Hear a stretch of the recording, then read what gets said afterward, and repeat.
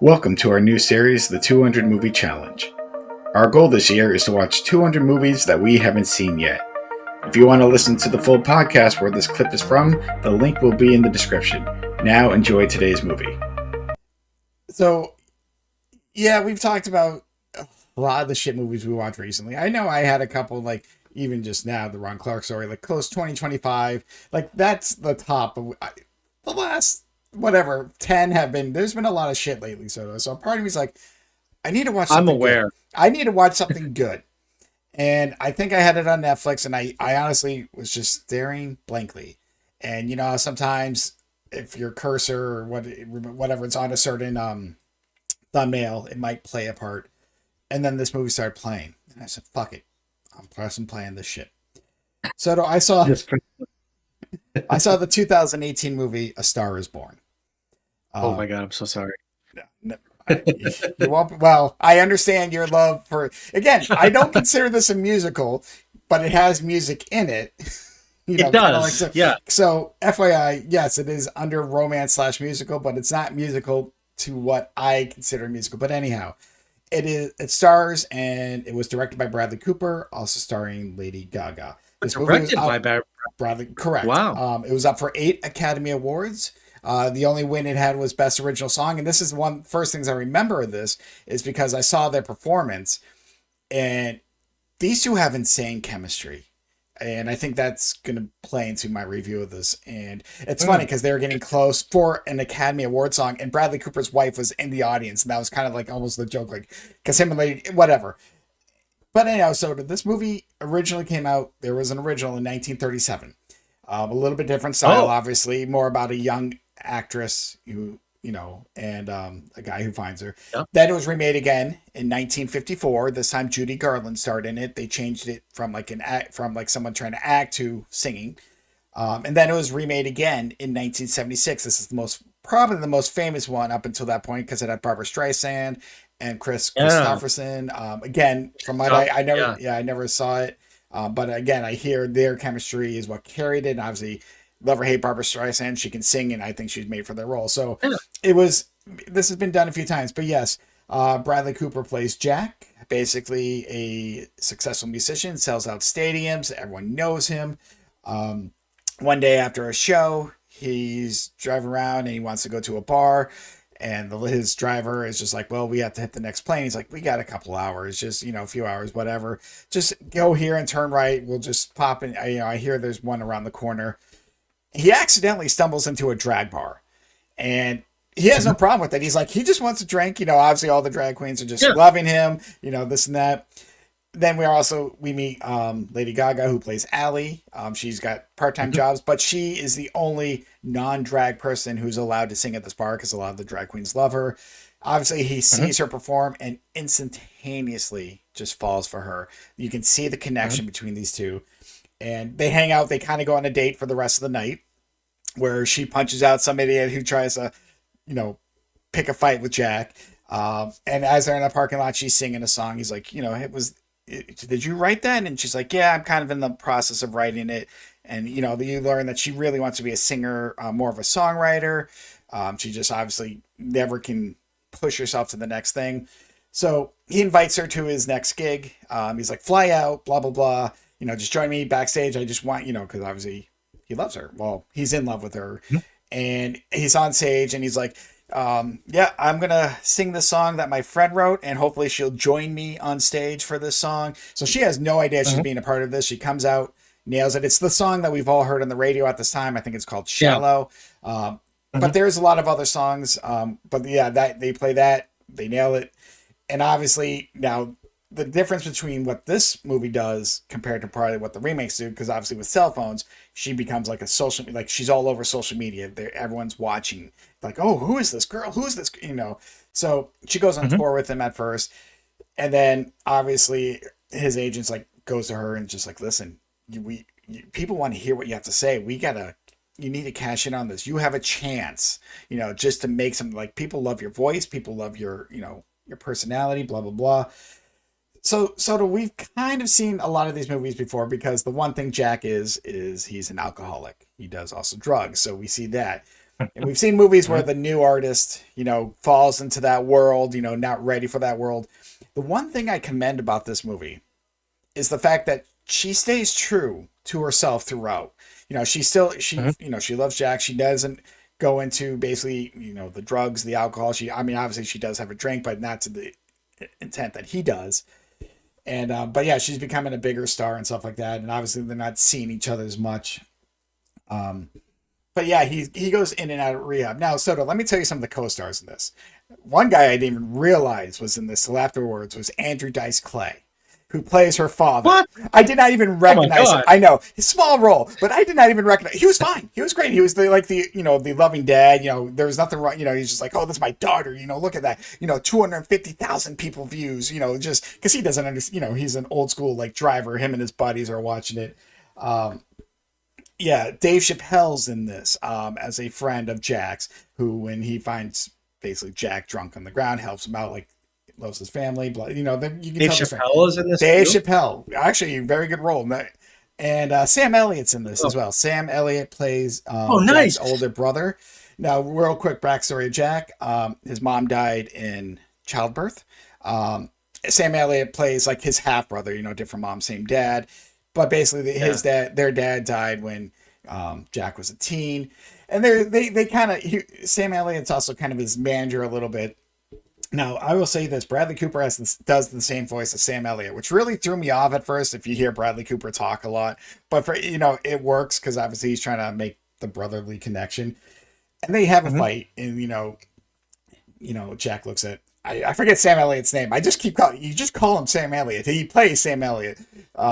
But anyhow, he's like, you never, Sam Elliott's yelling at him, like, you stole my voice. Dad always, he's like, I only stole your voice because you had nothing to say with it. You couldn't say, basically bashing him. And then obviously he quits. And then obviously with alcohol and drug problems, you see him kind of go in and out of rehab a little bit. The first time was the most serious time because, Allie wants him to get sober. He's like, I want this life with us. We can make this work. But with one of the rehabs, and I texted you this, Sam Elliott picks him up and is driving him home. And this is after their big fight. And Jack he realizes he was an asshole. And he doesn't say I love you or anything, but, he looks at him and he's just like, the reason why I stole your voice is because, I never looked up to Dad. I always looked up to you. You were my hero. And he gets out of the car and Sam Elliott pulls away and you just see the red eyes. Like he's not crying, but he's there. And I'm like, damn, Sam Elliott cries. We all cry. Like I felt that scene and just very, I just laughed. And I didn't laugh, but this is it is a very powerful movie. The music up and down is great. Now I know your love for musicals. But again, this is not a musical, but obviously they play songs at concerts. So take that with a grain of salt. But so I fucking love this movie. This was just well done, and as you kind of mentioned about the chemistry between Tilda Swinton, I already forgot the Tom Hiddleston, whatever. Like I said, their chemistry throughout this movie was perfect. It was you believed it. It didn't ever seem forced.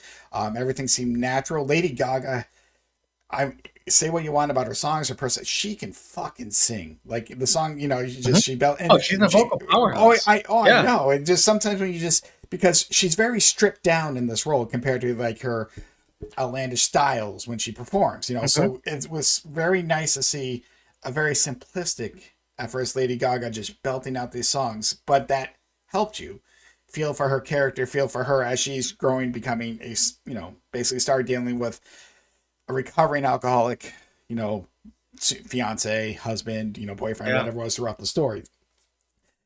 But this was a great love story, Soto. And the songs were perfect. Like, I think I said this in another, I'm trying to remember what movie or maybe I think, never mind. I think I was talking about Back to the Future, the musical, where I said the song, outside the songs we knew from the movie, like none of the songs are memorable. Like you're just not, like I was in every song, even though I didn't know it. It played perfectly to what the scene was happening. Nothing felt out of place. It moved the story forward. So this is just, I was just in awe. It was a 2-hour film and it did not feel like 2 hours. Like this could have gone on another half an hour and it wouldn't have that felt as long. Wow. So I could see why this is Wow. up for like best picture, best actress, like it was up for a lot of awards at the Academy Awards, but obviously just won best song. So Interesting.